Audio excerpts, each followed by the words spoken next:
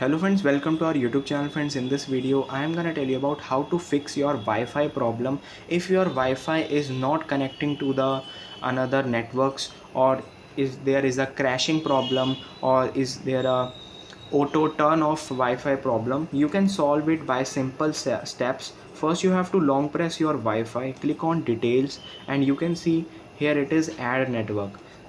Select the network you have recently connected, forget that network and connect it again.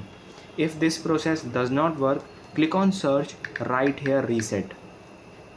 Click on this reset and here it is reset Wi-Fi settings. Tap on Wi-Fi and reset. Wi-Fi settings has been reset successfully. Now it will be working properly. I hope you like this video. If you like this video, then subscribe to our YouTube channel for more helpful tips and tricks videos. See you next time.